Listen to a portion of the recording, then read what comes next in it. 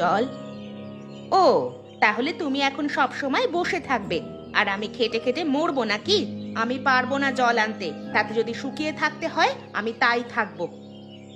এ কি দজ্জাল বৌমা রে! শাশুড়ি মা, আপনি কিন্তু অনেকক্ষণ ধরে অনেক কথা বলে যাচ্ছেন। আমি কিন্তু আর সহ্য করে থাকবো না। মুখ সামলে কথা বলবেন বলে দিচ্ছি।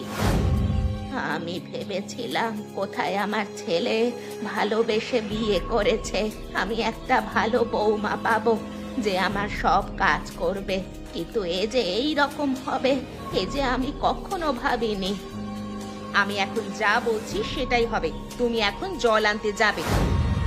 আমি যখন একবার বলে দিয়েছি আমি জল আনতে পারবো না, তখন আমি পারবো না। আমাকে বেশি জোর করবে না। তুমি যাবে না, তোমার ঘর যাবে। তোমার ছেলেকে আজ আসতে দাও। তোমার ছেলেকে আমি তোমার নামে নালিশ করব যে তুমি আমাকে কতটা কষ্ট দাও। কষ্ট? আমি তোমাকে আবার কখন কষ্ট দিলাম? এটাই তো আমার চাল, যাতে তোমার ছেলে তোমাকে ভুল বুঝে বাড়ি থেকে বের করে দেয়, আর এই গোটা সম্পত্তিটা আমি আমার নামে করে নেব।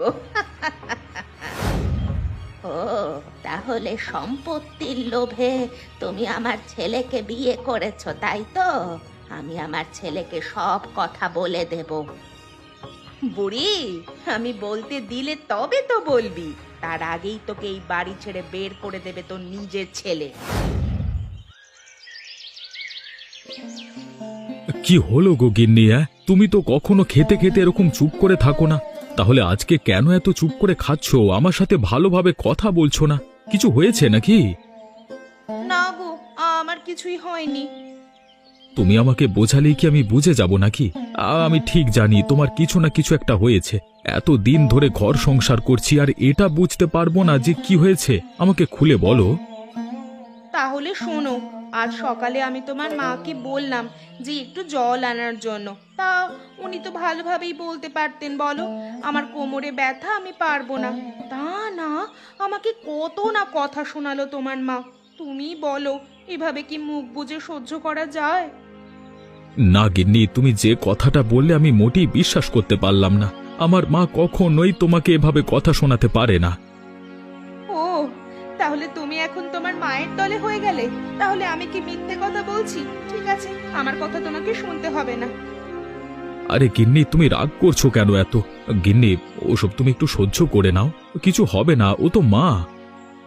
না, তুমি যদি কিছু না একটা ব্যবস্থা নাও, তাহলে আমি এই বাড়ি ছেড়ে চলে যাব, আর এই বাড়িতে কখনো ফিরে আসবো না। ঠিক আছে, তুমি যখন এত করেই বলছো, তাহলে এরপর যদি আমার সামনে তোমাকে আর উল্টোপাল্টা কথা বা তোমার ক্ষতি করবার চেষ্টা করে, তাহলে আমি আমার মাকে বাড়ি থেকে বের করে দেব। এই তো, এইটাই এবার আসল সুযোগ। এই সুযোগটাকে আমাকে কাজে লাগাতে হবে। যা হোক করে আমার স্বামীর চোখে তার মাকে খারাপ দেখাতে হবে। বুড়ি, এই বাড়ি ছাড়ার সময় তোর চলে এসেছে।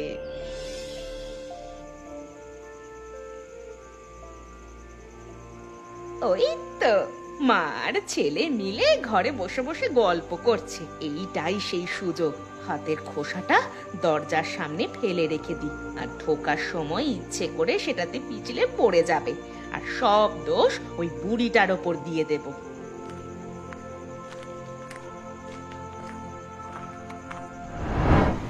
ও মা গো, কে কোথায় আছো? এইখানে খোসাটা কে রেখে দিয়েছো? আমাকে কি মারার পরিকল্পনা করছো নাকি তোমরা? গিন্নি, আরে ও গিন্নি, তোমার কিছু হয়নি তো? এই ওঠো ওঠো। দেখলে তো, আমি তোমাকে বলেছিলাম তোমার মা আমাকে মোটেও সহ্য করতে পারে না। সেই জন্য তোমার মা এইখানে কলার খোসাটা রেখে দিয়েছে, যাতে আমি এতে পা পিছলে পড়ে গিয়ে কোমরটা ভেঙে ফেলি। না রে বাবা, আমি এই কাজটা কেন করব? আর শুধু শুধু আমি তোমার কেন ক্ষতি করতে চাইবো বৌমা? দেখেছো, তুমি দেখেছো, তোমার মা এখন ভালো সাজার চেষ্টা করছে। এখন সেই যে ধরা পড়ে গেছে না, সেই জন্য তোমার কাছে সে ভালো সাজছে। মা, তুমি এই কাজটা মোটেই ভালো করলে না। আমি এটা তোমার কাছ থেকে মোটেই আশা করিনি।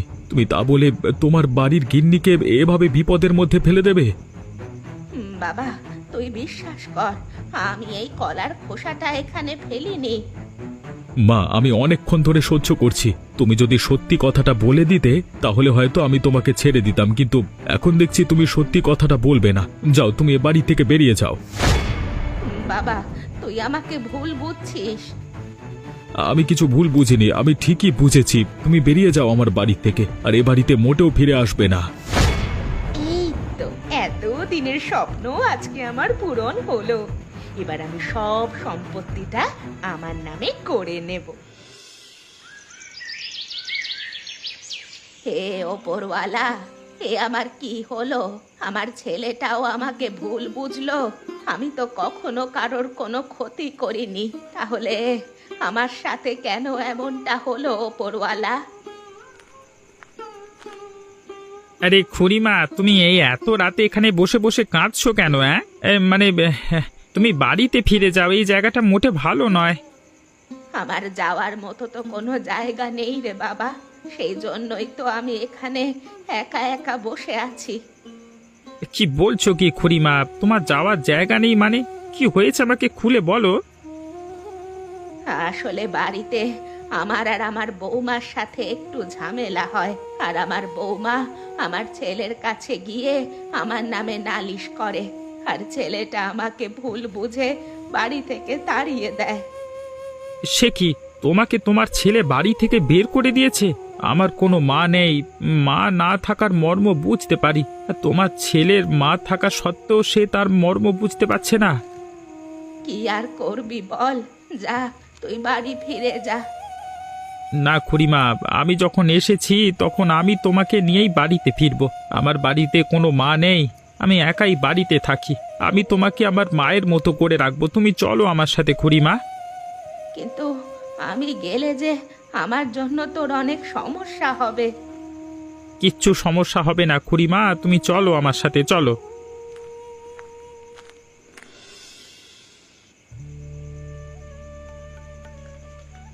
আরে কি দেখছি, এ তো দেখছি রান্নাঘরে পাতাকপি ছাড়া আর কিছুই নেই। এই পাতাকপি দিয়েই কিছু একটা রান্না করতে হবে, অনেক রাত হয়েছে। যাই, চটপট কিছু একটা তৈরি করে নি। খুড়িমা, আরে ও খুড়িমা, তোমার রান্না করা হলো? আমার যে প্রচন্ড খিদে পেয়ে গেছে। হ্যাঁ রে, আমার রান্না করা হয়ে গেছে। আয় বস দেখি, তাড়াতাড়ি খেয়ে নিবি আয়, আর খেয়ে বল কেমন স্বাদ হয়েছে।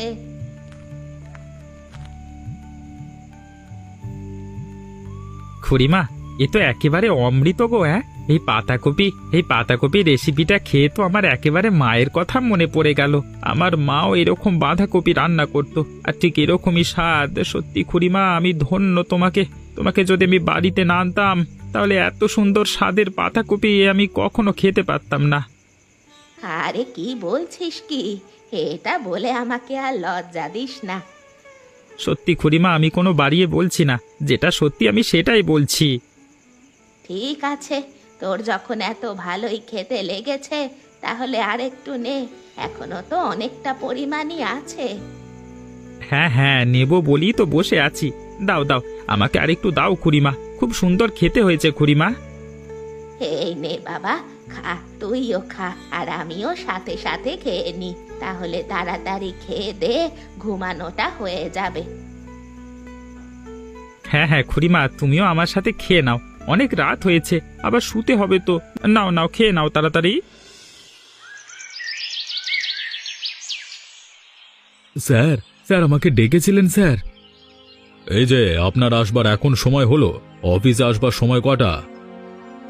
আমাদের অফিসে আসবার সময় 7টা।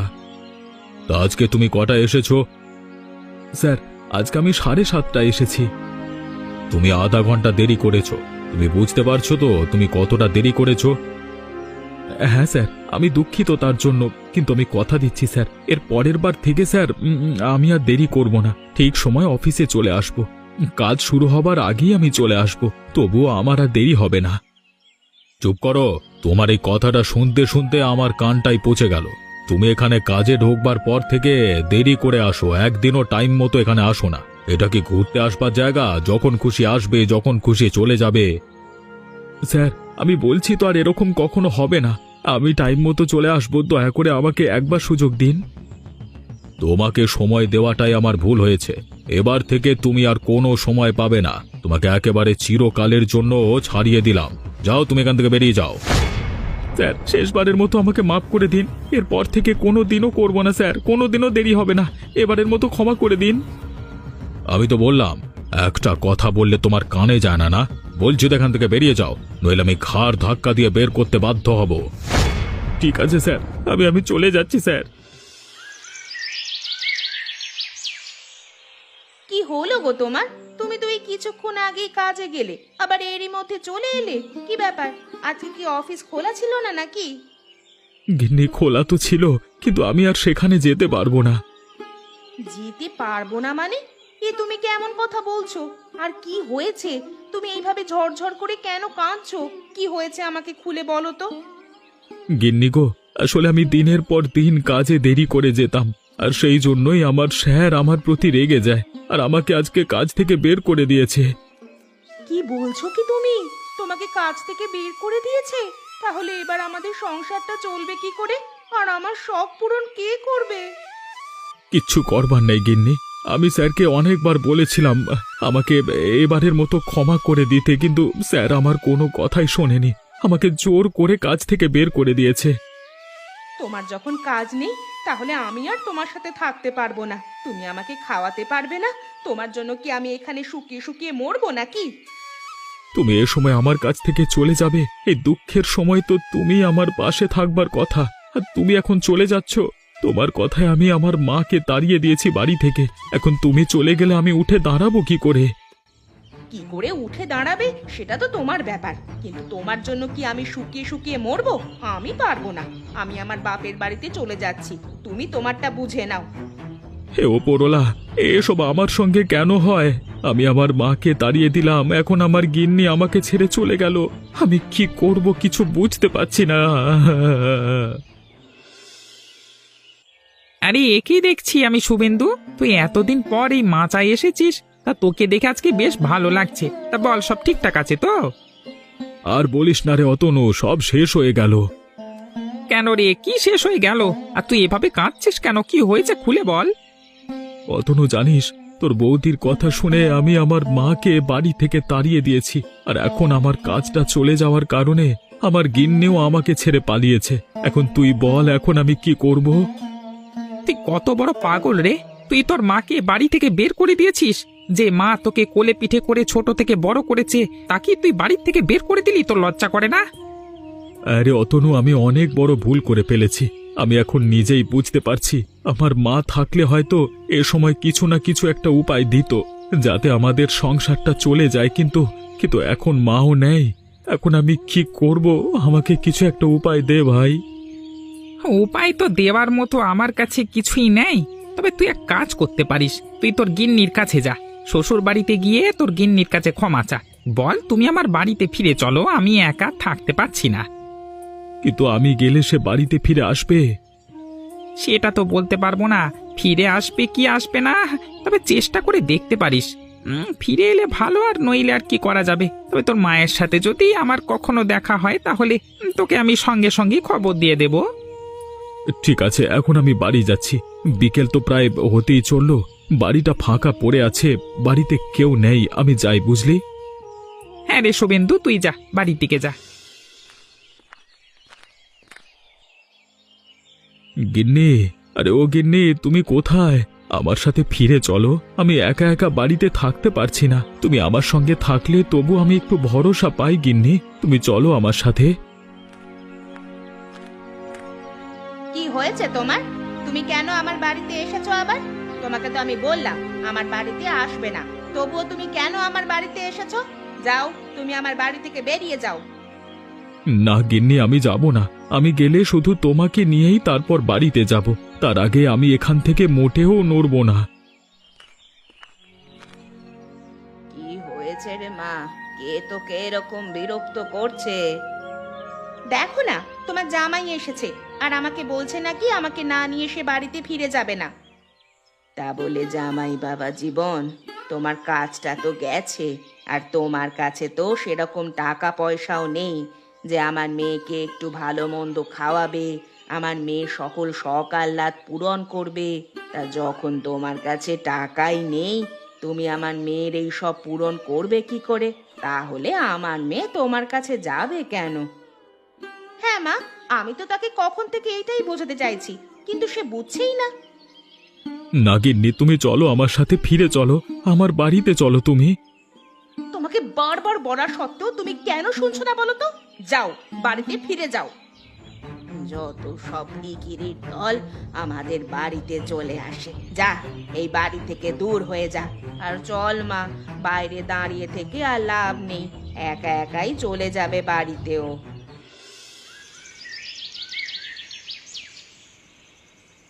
হে ওপরওয়ালা, তুমি আমার সাথে কেন এরকম করলে? আমি তো কারোর কোনো ক্ষতি করিনি, তাহলে আমার সাথে কেন এরকম হয়? শুভেন্দু, আরে এই শুভেন্দু, এই কোথায় তুই? তোর জন্য একটা সুখবর আছে।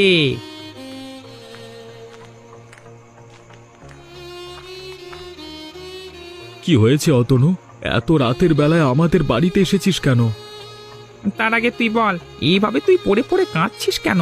তুই যদি এখন পড়ে পড়ে কাঁদিস তোর শরীর তো খারাপ হয়ে যাবে। এত কাঁদতে হবে না, আমি তোকে একটা সুখবর দিতে এসেছি। বল, কি সুখবর? বল বল বল। শুভেন্দু, আমি তোর মায়ের খোঁজ পেয়েছি রে। কি, তুই আমার মায়ের খোঁজ পেয়ে গেছিস? তা বল বল, আমার মা কোথায় আছে? আমি এক্ষুনি যাব আমার মায়ের কাছে ক্ষমা চাইতে। বল রে অতনু, আমাকে তাড়াতাড়ি বল। দাঁড়া দাঁড়া শুভেন্দু, দাঁড়া, অত উতলা হোস না, আমি বলছি, সব বলছি। এই দেখ, আমি কাজের উদ্দেশ্যে পাশের গ্রামে গেছিলাম, আর সেখানে একটা সাধারণ চাষির বাড়িতে তোর মা আছে, আর সেখানে খুব খুশি আছে। ঠিক আছে, আমি এক্ষুনি যাচ্ছি আমার মায়ের কাছে। আমার মায়ের কাছে গিয়ে ক্ষমা চাইবো। অতনু, তোকে ধন্যবাদ রে আমার মায়ের খোঁজটা দেওয়ার জন্য। শুভেন্দু, তুই দাঁড়া, আজকে অনেক রাত হয়েছে তো আজকে যেতে হবে না। তুই কালকে সকালে ঘুম থেকে উঠে তারপরে তোর মায়ের কাছে যাবি। ঠিক আছে, তাহলে আমি তাই করব। কালকে সকালে আমি আমার মায়ের কাছে যাব। মা, ও মা, তুমি কোথায় গো? বেরিয়ে এসো, তোমার সাথে আমার অনেক কথা আছে। মা, তুমি তাড়াতাড়ি বেরিয়ে এসো মা। কি হয়েছে রে বাবা, তোর এই রকম অবস্থা কেন? আর কি হয়েছে? তুই আমাকে এভাবে ডাকছিস কেন? মা, আমি আমার গিন্নির কথা শুনে তোমাকে বাড়ি থেকে বের করে দিয়েছিলাম। এখন আমার চাকরি চলে গেছে দেখে আমার গিন্নিও আমাকে ছেড়ে চলে গেছে। তুমি আমার সাথে ফিরে চলো মা। ও, এখন তোর গিন্নি তোকে ছেড়ে চলে গেছে বলে তুই আমার কাছে এসেছিস আমাকে বাড়ি নিয়ে যাবার জন্য। তুই তো একদিন বলেছিলিস আমার বাড়িতে তুমি আর ফিরে আসবে না, তাহলে এখন কেন তুই আমাকে আনতে চলে এলি? আমি যাব না, তোর বাড়িতে আমি যাব না, আমি এখানেই ঠিক আছি। মা, আমি তোমার কাছে হাত জোর করে ক্ষমা চাইছি। আমি নিশ্চয়ই অনেক ভুল কাজ করে ফেলেছি, কিন্তু তুমি তো মা, তুমি আমাকে ক্ষমা করবে না? খুড়িমা, তোমার ছেলে ঠিক কথাই বলেছে, তুমি ফিরে যাও তোমার ছেলের সাথে। হয়তো সে একটু ভুল কাজ করেছে, কিন্তু তুমি তো গুরুজন, তুমি তো তাকে ক্ষমা করবে বলো। হ্যাঁ মা, চলো। আর তুমি কিছু একটা বুদ্ধি দাও যাতে আমি সংসারটাকে আবার আগের মতো করতে পারি। তাহলে শোন, তোর বাবা যখন মারা যায় তখন একটা সম্পত্তি আমাকে দেখিয়ে দিয়েছিল, সেটা সম্বন্ধে তুই জানিস না। এখন তোর কাজ চলে গেছে, তুই ওটাতেই চাষবাস কর, আর চাষবাস করে সেটাকে বাজারে বিক্রি কর। আশা করছি আমাদের সংসারটা আবার ঠিক হয়ে যাবে। ঠিক আছে মা, চলো চলো, আমি এখন থেকে ও জমিতে চাষবাস করব। চলো মা, তুমি বাড়িতে ফিরে চলো। আজকে আমি অনেক খুশি মা। আজকে একটা ছোট দোকানে সবজি বিক্রি করে এখন আমি পাইকারি হারে প্রত্যেকটা ছোট ছোট দোকানে সবজি দিচ্ছি। এসব সম্ভব হয়েছে শুধুমাত্র তোমার জন্য। ধুর, তুই যে কি বলিস না! তুই যদি তোর নিজের ভুলটা বুঝতে না পারতিস তাহলে হয়তো এই জায়গাটা তুই পৌঁছাতে পারতিস না। এইসব আমার জন্য কিছুই হয়নি, সবই তুই নিজে অর্জন করেছিস। সত্যি মা, আমি যদি সেদিন গিন্নির কথা শুনে তোমাকে বাড়ি থেকে বের করে না দিতাম তাহলে হয়তো এই সব দিনগুলো আমাকে দেখতে হতো না, এত কষ্ট আমাকে সহ্য করতে হতো না। ওই সব ছাড় বাবা, যা হবার তা হয়ে গেছে। ওই সব নিয়ে আর মন খারাপ করিস না। আর পুরনো কথা সব ছাড় তো। এখন আমাদের নতুন জীবন, আমরা নতুন করে বাঁচবো। হ্যাঁ মা, তুমি ঠিকই বলেছ। চল এখন ঘরে চল, সকাল গড়িয়ে বেলা হতে চললো, আবার রান্না করতে হবে তো। আজকে ভাবছি তোর পছন্দের খাবার রান্না করব। বাহ, তাহলে তো খুব ভালো হয়।